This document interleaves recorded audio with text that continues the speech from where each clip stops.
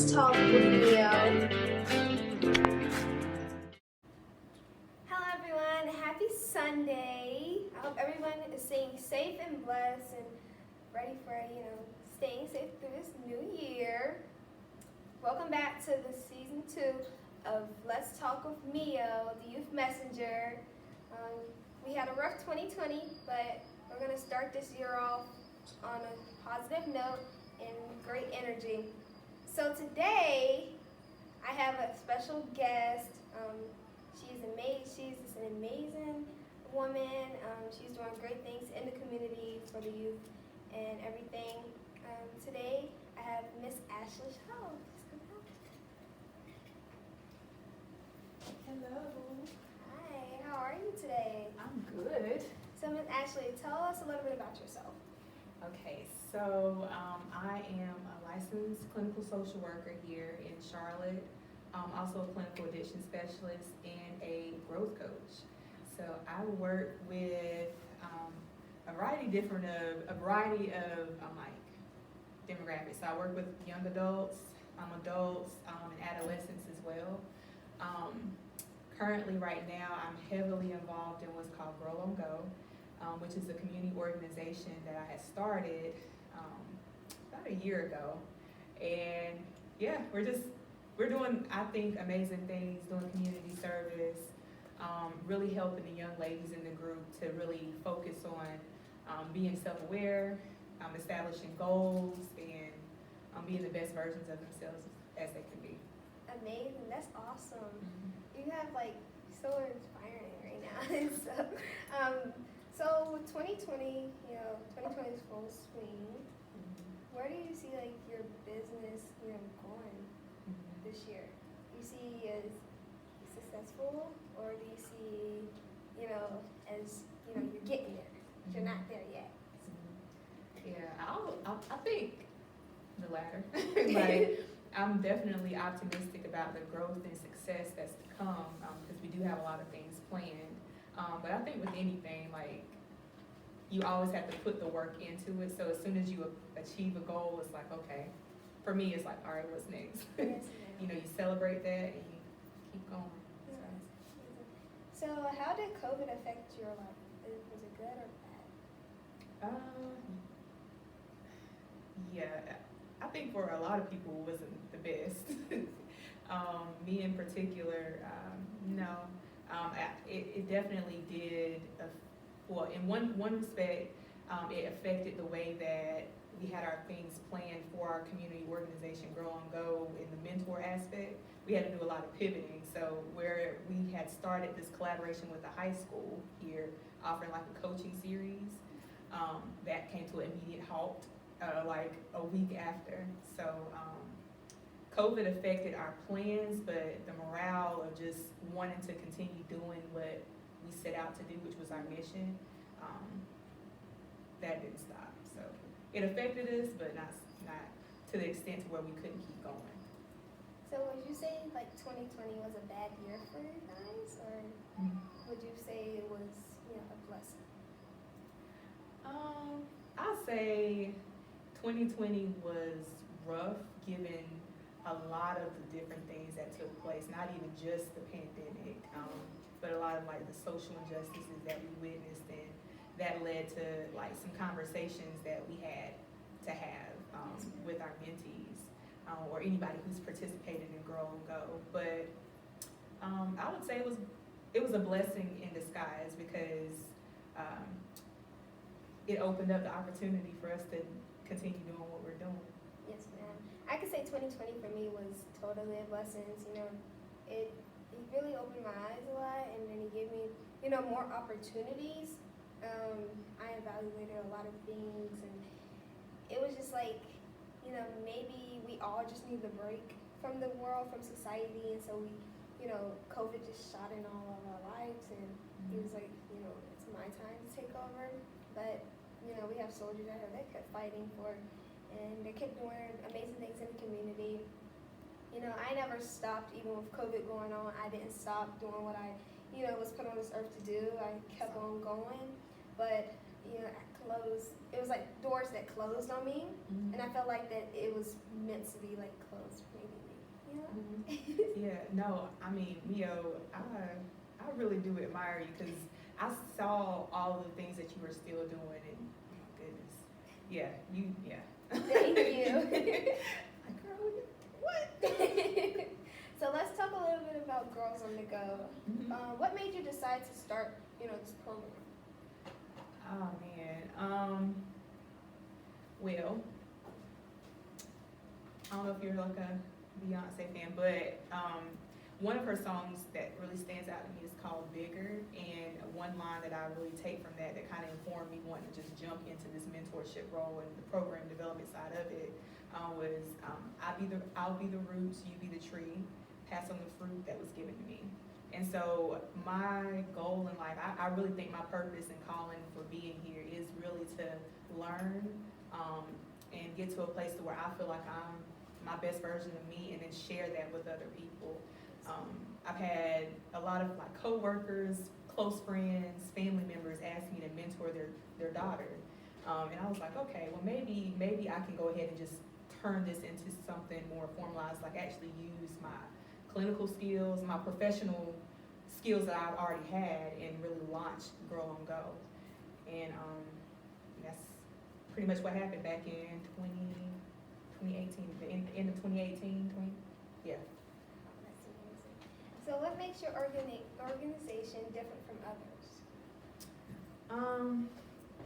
That's a good question. I think what makes us different is, to me, I'm a licensed therapist with experience and training in program development, monitoring, and evaluating. And so I haven't really like looked and compared and looked at what other people are doing. I've connected with other girl and youth empowerment organizations, and they all do great work.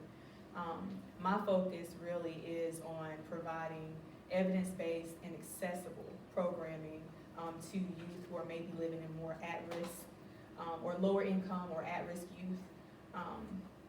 And yeah, so that's pretty much what makes Girl on Go different to me. It's just what I bring. Yes, ma'am.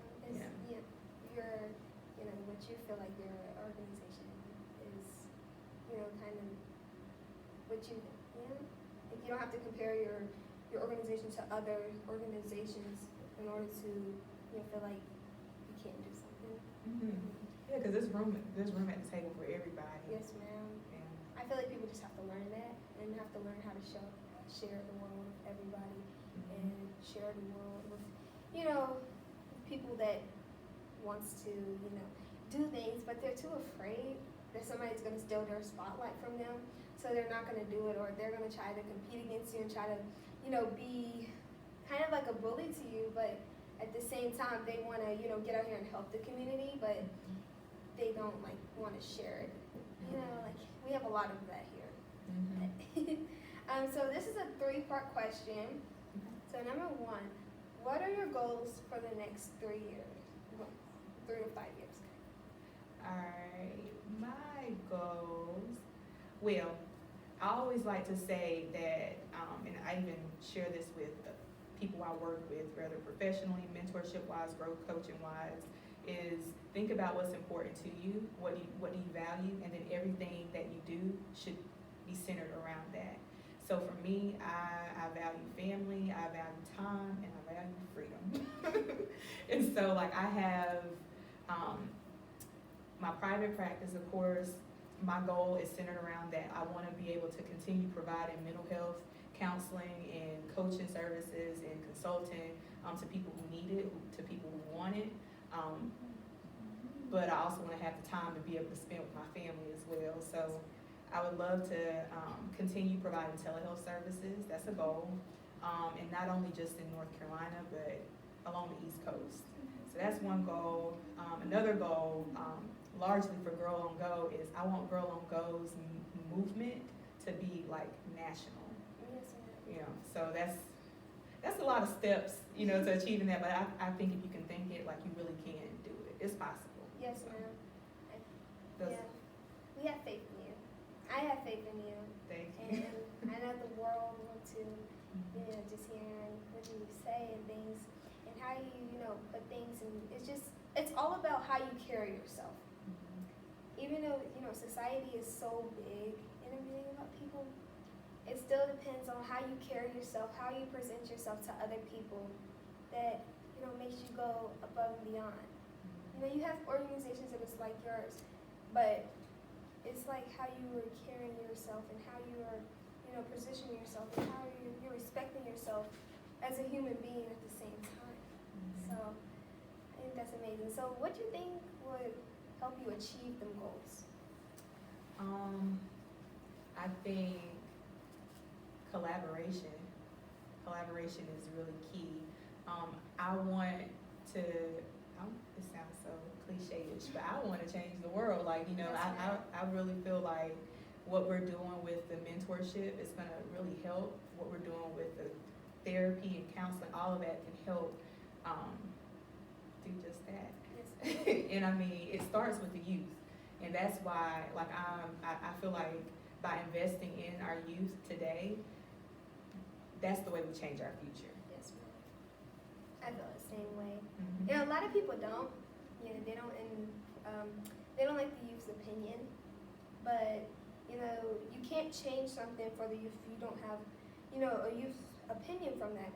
You can't help the youth, you know, succeed if you don't know like what the youth is struggling at, what they need help at. You can't just take it and be like, this youth is over here and you know they're staying in trouble and things like that. Then you have other youths that you know that want to learn, but they don't have like the parents there to help them do that. Their parents is at work all the time. Their parents, you know, just doesn't really care. You know, y'all have to like listen to us more often instead of, you know, like judging us a lot.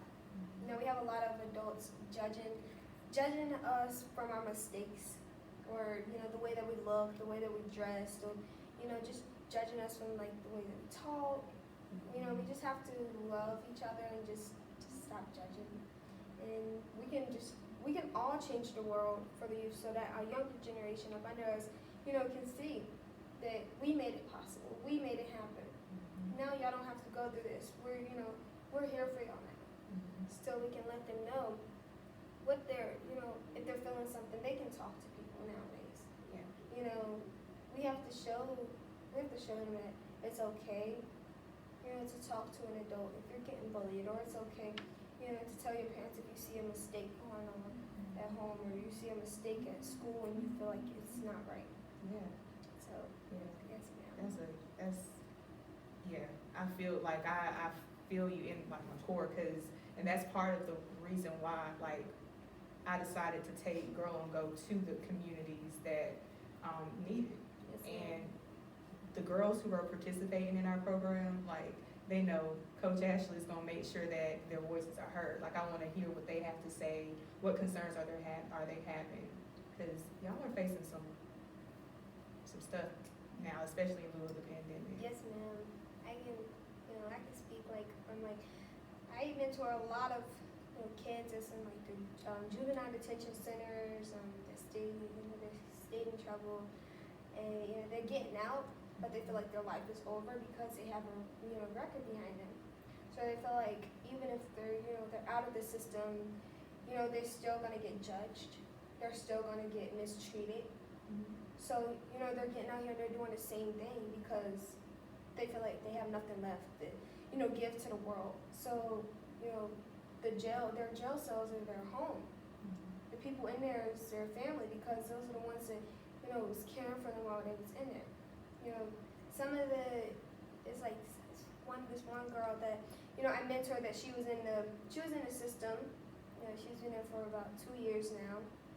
I go and see her almost every Thursday, and you know we just sit and talk. Her mom doesn't come and visit her. You know her dad, he's locked up too, so she doesn't get to speak to him. And she has no one to talk to, but the people that is in there with her.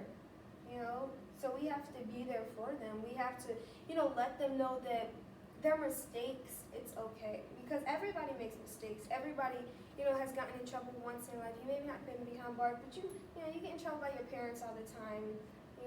we just have to let them know that we care for them and we love them, and whatever is in their way, we can help them get out of the situation the best they can. But the youth, they don't trust adults these days, because adults, the only thing they want to do is just sit and judge, sit and talk about us, and they're supposed to be the adults.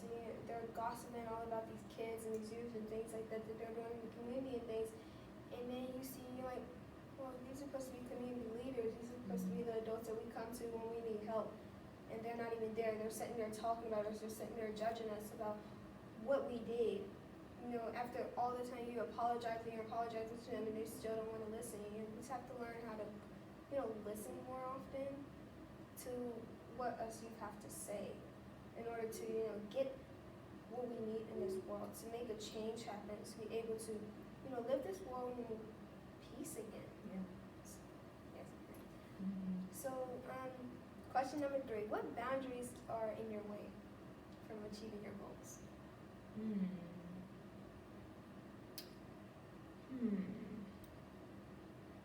Boundaries, I would say,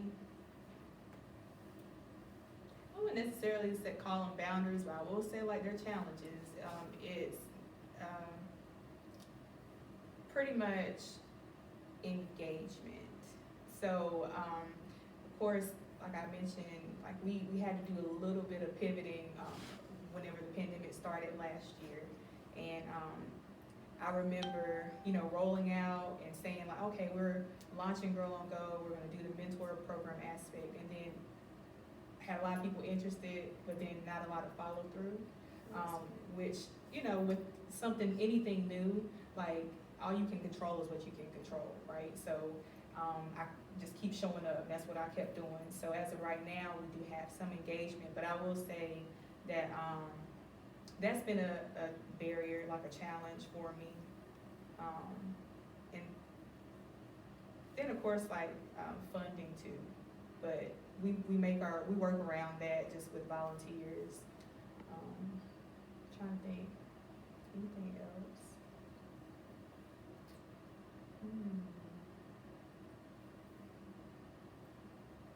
The only other thing I can think of is time, because sometimes it does feel like there's not enough time in the day to pay attention to everything that we need to get done. Like sometimes, when you're doing something, it's like time just flies by. Mm-hmm. And then you're like laying in your bed and you're like, it's only 2 o'clock. Like I thought it was later than this. Over like when we was in quarantine and things like that, I was like that. I was like, what? I could have sworn that it was like 8 o'clock at night. And I look at the time, it's only 3:30, and I'm like, oh my gosh, we haven't like, it's like time just stops when you're not doing nothing. But when you're on the move, it's like it just flies because you're active. Yeah. And the world sees it kind of. So yes and no. So what do you feel are your greatest weakness? My greatest weaknesses is crazy because I do a lot. Well, this isn't the crazy part, but I do a lot of reflecting. Like I encourage that. That's a great thing to do. Spend time with your thoughts, because your thoughts and your feelings are important. But in reflecting, I learned that sometimes I'm a little overly optimistic. Meaning, have you ever, what rose-colored glasses are? Yeah. Like they're basically like tinted glasses, like maybe pink. Ma'am. You know what I mean? Yes, So I tend to look at the world through tinted rose-colored glasses. And sometimes I need to take out one of those lenses and have like one lens is rose tinted colored. It's like, oh, happy go lucky. And then the other lens is like reality. So it's like your expectation versus reality. Yeah, Okay. yeah, because sometimes I'm like, oh, I can do it. Oh, that, I can do it. Yes, ma'am. I totally agree. I know when I was planning my event, my awards for me in Candlelight Visual, I was like, oh, this is my expectation in my head. Mm-hmm. And then when I get here, I'm like, reality. No, this is Yeah, not what I had in my head. It's like a whole different picture that's in your head. And then you're like, this is not what I pictured. Mm-hmm. It's just, We just have to learn to just move aside from that part. But Yeah. yes, ma'am. Because sometimes it actually happens the way that, Yes, it may not have been what you wanted, or it may not be but it what always you comes expect. out great. Yeah. Yes, ma'am. At the end of the day, it's always your vision, you know? Mhm. Yes, ma'am. Mhm. So can you tell me a little bit about like time when your organization had to overcome a challenge? Mhm. So, the most recent, I know I've mentioned the pandemic so many times, but I mean, that's, Yes, ma'am. it really did kind of cause us to have to pivot and make some changes like that were not expected. And it kind of being the only person over it, right now is just me. So that can be like a little challenge too. But luckily I have a lot of volunteers and friends and stuff who help out tremendously. But having to go from having this grand vision, again, my rose-colored glasses, I had them on, this grand vision of, okay, we're gonna do this in phase 1, that in phase 2, Girl on Go's gonna take over. And I was looking forward to like collaborating with other organizations and all this stuff, and then when the pandemic happened, it just kind of put a pause on everything. Yes, ma'am. So, but on the bright side, I was able to network and meet other people like you. So, it worked out. Yes. Yeah. So what's one thing you would like to see your organization be able to improve in the community, and what's your plan for doing that? So really, we're just gonna stick to our girl code. Like the girl code is basically our acronym GIRL with 2 I's. So giving back to the community through community service, investing in ourselves through promotion of self-care and practice of self-care, inspiring others to do the same, redefining normal by embracing what makes us beautiful and what makes us unique, and then leading by example and loving everywhere we go. So the things that Girl on Go has done to this up to date is a lot. Like every month since we started back in November of last year, no, actually November 2019, we've done a community service every month. We have offered drop-ins, free drop-in support groups for girls ages 10 to 17, in which we're actually resuming that. We've been able to collaborate with a high school in providing a coaching series. We launched our mentor program.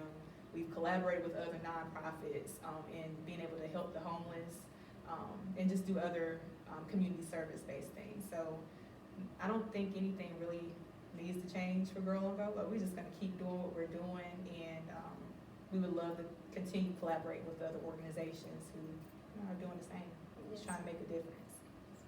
Mm-hmm. So, is there something in your like past or able to go back to that made you want to do this? Mm-hmm.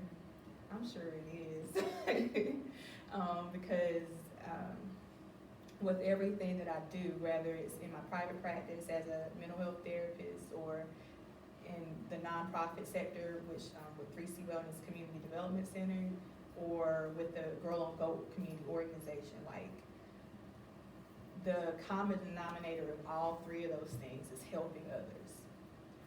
And I've always been the type of person, even as a kid, like I joke around and say like I wasn't the kid who wanted to watch cartoons per se, like I wanted to watch Dr. Phil and court shows and stuff like that. And it's crazy how it all kind of aligns with what I'm doing now. So see, we have a lot in common. I don't watch any cartoons. Well, there is one, and that's the Proud Family. That's because I admire them, okay? I know they're animated, I know they're cartoons, but I love the Proud Family. I can watch all the episodes over and over 1,000,000 times, again and again, and not get tired of any of them. I can rename all the episodes of Script of Mine. I know, but like when I'm at home, I don't watch any other cartoon, any other TV show. I don't watch any like Disney, Nickelodeon. It's just not me. Like I like to watch, Judge Judy. I love to go sit in the court office with my mom and sometimes like my uncles and stuff like that. I love to just read books and watch documentaries on things that happened in the past. I like to just learn about history from back then to now, and just get the feeling like how was life back then and comparing it to now, and just writing down my thoughts in the whole book and everything. And my brothers, so they'd come in my room and they'd be like, Mio, you're such a nerd and everything, and they're like, cut the TV off and be like, come on, we're going outside, we're going to, we're going to go watch Nickelodeon, something like that. No, I don't want to watch any of that. I'm not interested in watching Nickelodeon or Disney. It's just not, I don't find it interesting. I don't find it nothing that I like was set and watching things.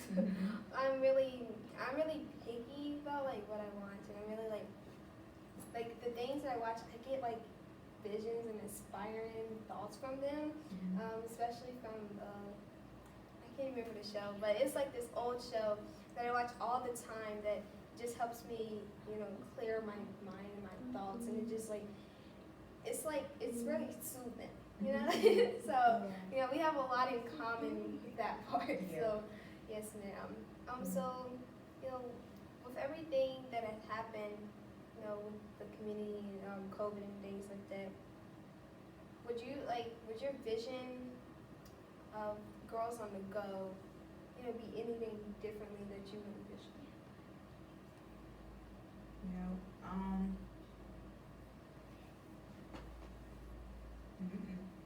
No, I think everything happens for a reason. Yes, ma'am. Yeah, I'm like a firm believer of that. Even though sometimes, of course, I have expectations, which I mean, a good goal you have to expect something Yes, from ma'am. But I definitely have big expectations for what Girl on Go is gonna do, and I'm pretty sure we got the skills and the strengths to be able to pivot again if we got to. Yes, ma'am. So let's talk a little bit about virtual learning and the effects of home terms. I can say virtual learning wasn't really a problem for me because I've been homeschooled for quite a while now. It's been, I'm going to say like my fourth or fifth year this year being homeschooled. So it's not really like, it didn't really affect me or, my mom or my dad.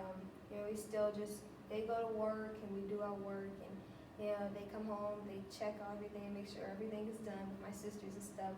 I could say with like my younger sisters, it was like a change because they was in public school and they was used to having friends and used to hanging out with them and used to going like just learning like hands-on. So with them it was quite a change, and it was like really different for them to catch on board. Like me and my oldest brothers caught on board quickly, but like younger kids, it's hard for them to click like that. So they have to like transition, they have to learn the rules in that. So I can say like for us, it was like kind of in the middle, like we had difficulties and then we had okays. But and now I see like they're getting in it, they know all the rules now. They've been in it for a year now and they're doing good. So keep their grades up. My mom and my dad, they help them keep their grades up because like online learning is like hard because like the teacher can't get to you at the same time like in regular school. Like you can't just like raise your hand and you're simply like the teacher is in front of you helping you writing your papers and grading and stuff. So it's really difficult for like the younger ones, but I would say it's pretty good so far. So like Miss Ashley, as someone who works with teens a lot, do you feel virtual learning has affected them in any negativity or positive way? Definitely. I've seen some positives.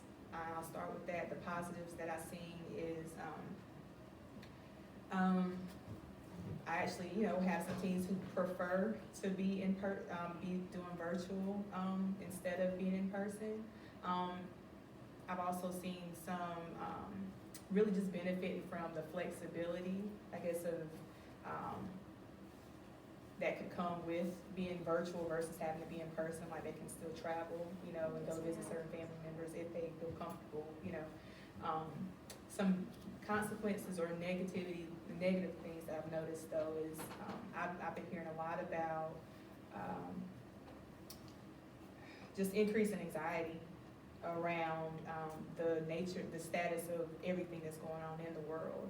I've seen an increase in symptoms of depression because when they're now in a setting where they don't have that additional support from a teacher, let's say, or even maybe their favorite guidance counselor isn't as easily accessible.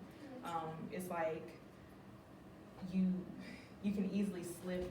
I've seen people say they've easily slipped into this feeling of like isolated from Yes, others. ma'am. No engagement with their friends, or and I mean, then there's the barrier that comes with some telehealth, not telehealth, oh my gosh, with virtual related to connectivity to the internet.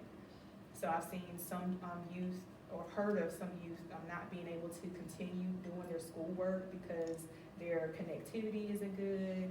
I've talked to some guidance counselors who also convey like the same concerns, like with kids falling behind, because whereas on one end of that spectrum, some kids are really good at like the hands-off approach in teaching, like virtual, but Yes, then for ma'am. those who are very hands-on, like this is extremely challenging and can be so like, it can just do something to your morale about wanting to do schoolwork and show up for class.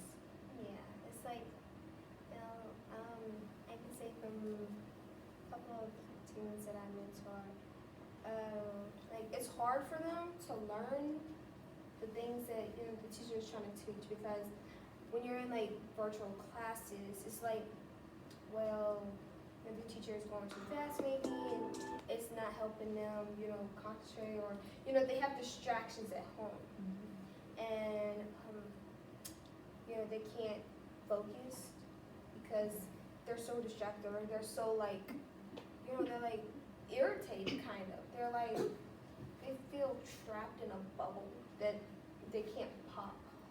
So they're trying to, do their best, but it's not working. I know a couple of teens that, I've been talking to, their grades has been, slipping a lot lately, and we have noticed that. And when you're asking them, have they to, talk to the teacher, or is the teacher helping? The teachers, sometimes teachers, they don't like emailing back. And so that's the reason that they're, the grades are slipping, and, the parents doesn't know the stuff that we're learning these days. It's more challenging for us than it was back then. And, we just have to, learn weaknesses of their, what is going on with the school learning and everything, and try to help them accomplishment and help them, be able to get their grades back up from, slipping from, with homeschool and things like that. So, Yeah. yes, ma'am. I mean, it's interesting that you say that too, because from the student's perspective, there's those challenges of like, okay, I need more attention from my teacher, I'm not getting it. Yes, ma'am. And then on the other side is the teachers are overwhelmed, bogged down too, and they're trying to figure out like how, like how Yes, do we, ma'am. like no one has ever lived in a pandemic before, we've never had to do this before. And so actually part of one of our community service events that we did was really just writing inspirational notes to students and to the teachers to help just to keep them encouraged during this time, because it's trying. Yeah. It's like a lot of the kids are going depressed and just like so emotional, and their parents, some parents, they can't be there for them because they're trying to provide for them. They're trying to, put food on the table, make sure they have a house over their head. With the COVID, when all the jobs got shut down, and some parents, they didn't get stimulus checks like others did. They had to figure out a way to be able to make sure that their family was okay, their family was going to stay safe, their family that I helped, and she lost her job due to COVID. She didn't have anything left. They got put out of their house and everything, and the child, they didn't have any internet access to be able to do any of their work, so they was getting in trouble with their teacher. They was getting phone calls, and the mom was just she was worn out. Yeah. So now the kids are they're in foster care now because she couldn't take it no more. So we have to learn how to listen more often and just help in the best ways we can. You know, there's a bunch of organizations out here that says, you know, they're helping. Then when they actually need help, you know, where are they at? You know, we need more organizations like me and you to be out here to, you know, provide for you, to help you, to be able to, you know, help the community better, and, you know, just continue to, you know, not going in competition with each other and not just feeling like the world is just a tiny little bump. So, Yeah. yes, ma'am. So, let's bring in Black. So let's bring Black women. So let's talk about the Black Lives Matter protest. Okay. So with the Black Lives Matter, everything that happened, what did your organization, like your teams, did y'all discuss things about that? Did y'all talk about it? Was they fear for their lives? Yeah. So during the period of time where there was increase in like our protesting, and we actually with our program we didn't have anything going on at that moment because the programming for the mentor program that was the period of time we were like pivoting, trying to figure out, okay, how can we get people still engaged and things like that. So really during that time, that was like around March, April, May, we spent a lot of time really just using our platform on Instagram, on Facebook, and just trying to uplift everybody who followed us, any of the girls who ever participated in prior things, and maybe they followed us as well. Just sharing images that are in line with social justice, sharing images in line with promoting young girls of color, Black girls, who, you know, showing them that there's people out there who are doing great things, and really just trying to keep the world encouraged. And because for me, on the professional side of things, that came up a lot in all of my therapy sessions and my coaching sessions. So definitely, I had to discuss it a lot. And see, this question right here, nobody can ever, you know, answer it. So let's see if you can. So, with the protesting in marches, right? Okay. Do you feel like it made a difference, an impact on the community or on the world, or do you feel like that things just stayed the same? I think it made a difference. My reasoning for saying that is because I think that us getting out, protesting peacefully, we were exercising our right to do so. We were showing that our thoughts, our feelings matter, you know. And I mean, the contrast of that is, what if we didn't, you know, Sit around and didn't do anything, you know.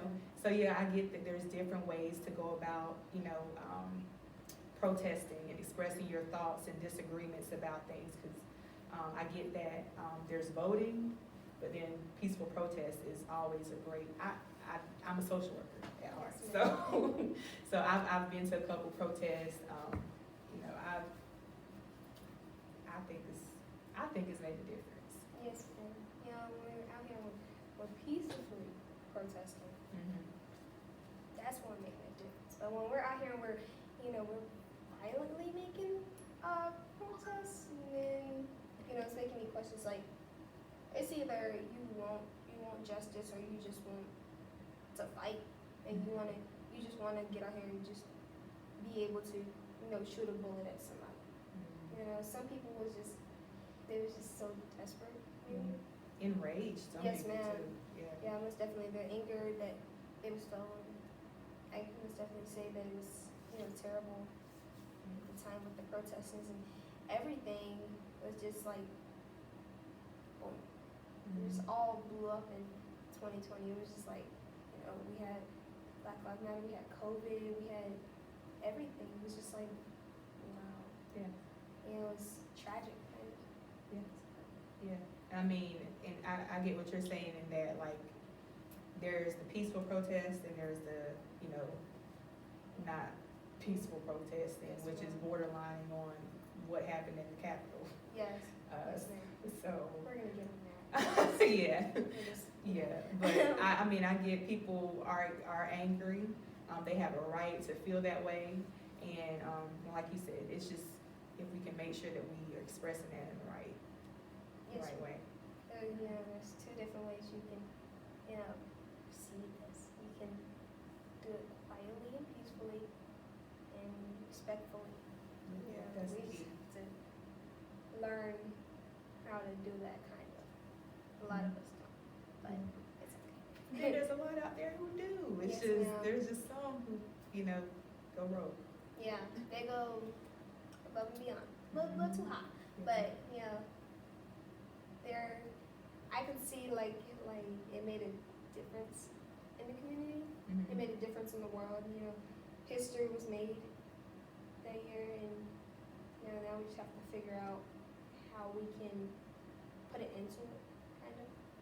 So yes, ma'am. So Charlotte having 123 homicides last year, and 15 of them being under the age of 14, 13, 15, 16, 18 years older, and finding out who they were shot by was adults. How do you feel about that?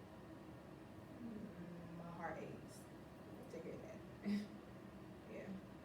I can say my friend, well, somebody I knew was shot last year. He was a teen, he was a youth here in Charlotte, and just seeing that made me question my brothers. I have two older brothers that they like to go play basketball with their friends. They like to hang out at the park. They like to just get out of the house, and I'm scared for their lives.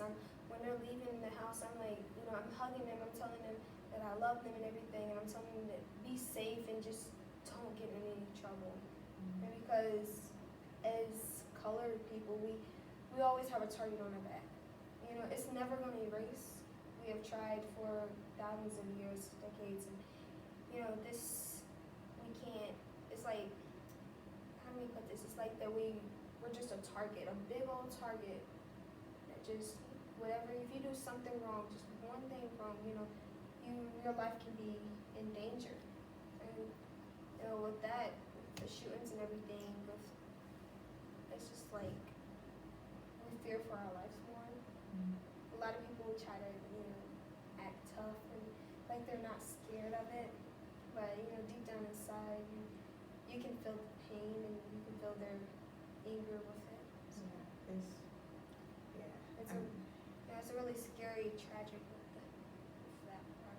Yeah, definitely, and not only experiencing the losses, but or injury, if they live through it, but it's the aftermath. So it's like the trauma affiliated with that, and how it affects not only them, but it affects the people who love them. It's not just one victim involved in it. There's always either multiple, because the ones that is shot and killed, they're getting buried, and you have the one that is out there killing them. That are still, they can be behind bars behind years. It can be, it's just terrible. So we can talk about the Capitol thing. I feel like with the Capitol, what happened, it hurts me, to be honest, because you're looking at it, you're like, wow, the Black Lives Matter protests we was getting shot at, and then you're having them that it's making you question things that people's doing, and it makes you question wow, we're still in racism these days, and we're still in it until the day we can still be in it until the day we're all grown. We don't even know if blacks will ever be able to be not looked at as a term. And that does come up often, like when I'm working with teens. And when I tell you, my heart aches to hear that and to live it, it does. I have my own daughter, I have brothers, and similar to you, I think about their safety when they walk out of the door, you know, and it shouldn't be that way. I literally last week, I remember talking to a young lady, and we were talking about like living in certain areas and feeling outnumbered and like being the only black person, let's say, in your class or something like that. It definitely it takes a toll on you, like to feel alone and to feel unheard, and which is why, going back to your other question, I do think that the protests are making a difference because it's caused attention. If anything, I think people learn the value of our voice, especially when we stand together. Yes, ma'am. Yeah, and that transcended over into our polls. I can say, we live in it's like Caucasian neighborhood, and we're not pretty. To be honest, I think we might be the only color on the block. There might be a couple of kids over there, but my brother's just taking out the trash and things, and they're having their hoodies on. Like how kids these days and their hair just like, it's crazy. But yes, ma'am, they're expressing their feelings in that. But our neighbors is always watching us. It's made me like feel like I'm not even like meant to be here. But I'm not gonna take that and be like, well, I'm not gonna just let them think that they can get away with it. I'm gonna still do what I love to do, and I'm gonna still help the community. Even though we're us colored women, we don't get enough attention. We don't get enough love from the community as black men do when it comes to helping things or helping the community. We just don't get that kind of support that most black men do and things like that. So we have to just stick together. Yeah. Well, I think that again, with everything that's happened, especially over the past year, it's really good to see nonprofits pulling together, or organizations like yours pulling together and bringing women of color together, bringing youth together and trying to make change. Because really, all we can control is ourselves, our own thoughts, our own feelings, our own actions. Yes, ma'am. And yeah. Okay, so working with teen girls and being a therapist, do you mind talking a little bit about teen dating? What do you want to know? Well, so first question is, in your words, can you define a healthy relationship? So first thing, a healthy relationship, of course, you define what you want in a relationship. I believe that personally a healthy relationship is one that includes reciprocity, one that includes understanding and clear communication. So reciprocity in that, I'm helping you be the best version of yourself that you desire to be, respecting you, respecting your boundaries, respecting where you want to go, and I expect that in return. You communicate openly with each other and assertively. Communicate your thoughts, your feelings, your wants, your needs. Don't expect someone to read your mind. There's some distorted thought patterns that can sometimes everybody can experience at a point, but whenever they start interfering with you being able to keep and maintain healthy relationships, then it's kind of like it may be time to start challenging those. So yeah, that's how I would define. Yeah, reciprocity, open communication, and respect. So say that teen was in school, and there's this boy that that she's dating, okay, and he's always hitting on her, and he's always just calling her mean names, but she loves him, you know. Mm. Would you say that that is a healthy relationship? Or would you say that it's just she needs to, Yeah.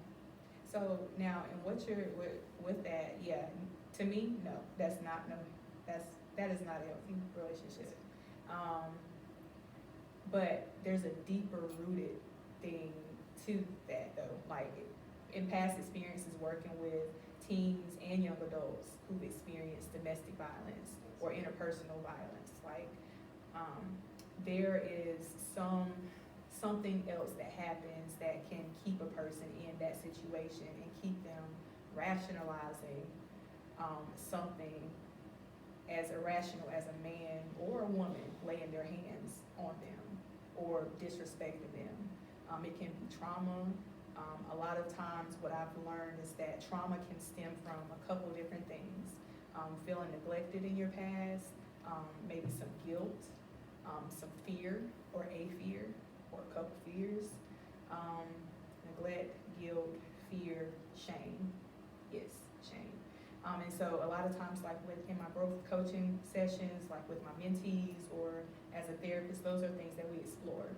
Because by exploring those 4 things, it helps me to understand why they feel like that's okay to remain in that unhealthy situation. You know, so to answer your question, definitely, I don't think it's healthy. So you know how like how some teens, you know, they had their, you know, boyfriends from, you know, their parents, or, you know, boys' opinions, girlfriends from their parents. What are some red flags that, you know, parents should look for, you know, when they're knowing that this is, and these are ask questions. Ask questions. These are not mine. Okay, so so the question was from a parent's perspective. Yes, what ma'am. should they look for?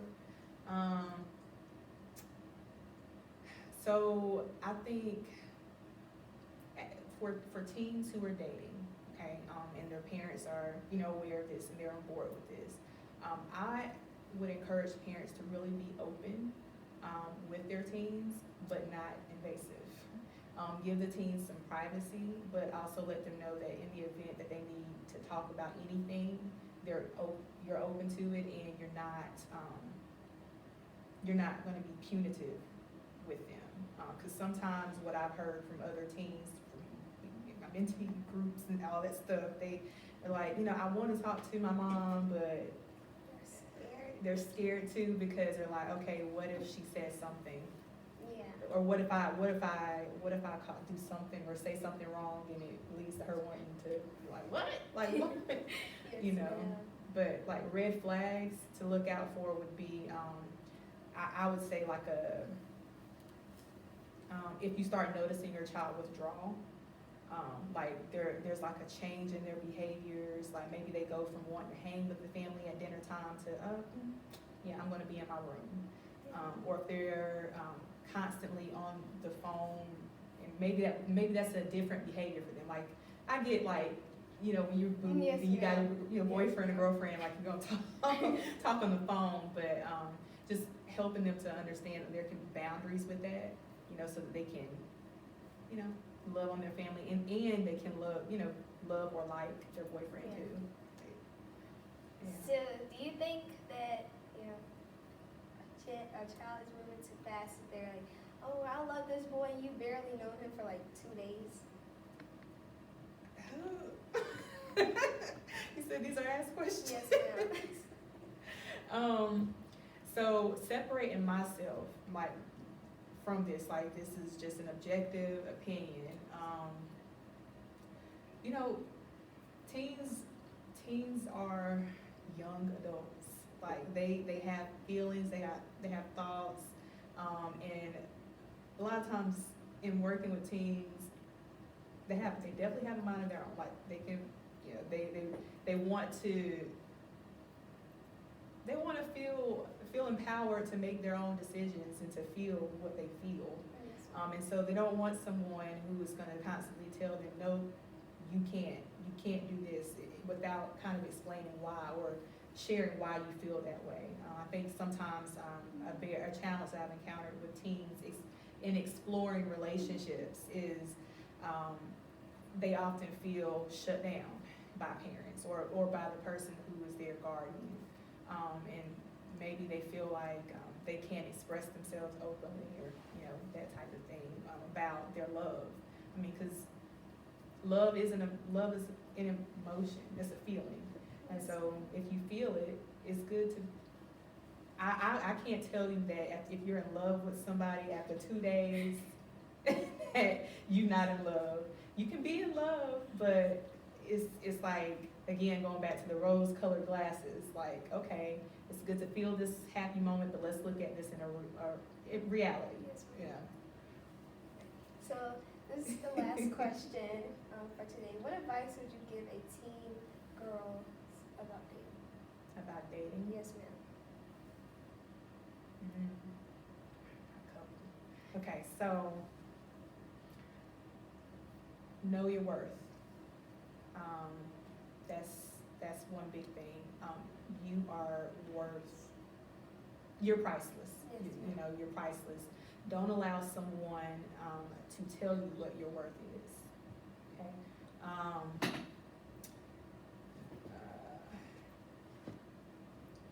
If you're questioning, you know, yourself, like, am I beautiful, or, you know, do I feel like I deserve this type of treatment? I don't know, whatever it may be. Just know that you're beautiful, you're unique, and the most beautiful thing about you, I don't even know you. I don't know who asked the question or whatever, but the most beautiful thing about you is that no one else is you. And another thing, maybe, don't be afraid to feel. You know, we're humans. Like, we're all human. We feel. We have thoughts. Don't be afraid to explore those feelings, and don't be afraid to explore those thoughts, because that helps you to understand you, and that helps you to understand what you want in a relationship and what you're willing to tolerate. Yeah. So guys, that is all the time that we have for today. Mhm. Make sure that you watch us on all streaming platforms, Roku TV, well, even though it's Facebook Live, YouTube, Amazon Prime, and guys, don't forget to tune in this Saturday at 10 on the radio station. Oh, well, I'll link the radio station in the description. I'm sorry, you guys. It's just, my mind's everywhere right now. But thank you, Miss Ashley, for coming on my show. You're welcome. It was really nice to finally meet you in person. And I think we had a really good episode for the first episode of, Let's Talk with Mia for season 2. So she was my first guest, so she was lucky. So I thank everyone for tuning in for today. Miss Ashley, tell them where they can find you at. Yes, you can find me on Instagram at Girl on Go. Girl spelled GIIRL on Go. You can also visit 3cwell.com to learn more about some of the supports that I offer as far as like counseling, coaching, and consulting. And again, I specialize in working with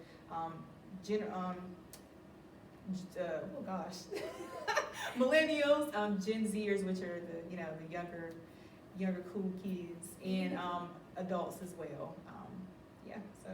And I will link all her Instagrams and Facebooks down below. You guys, don't forget to tune in to next week. My next guest next week will be the money coach, Miss Boss CEO Clara. And that is all for today. I love you guys. Bye from the Youth Messenger.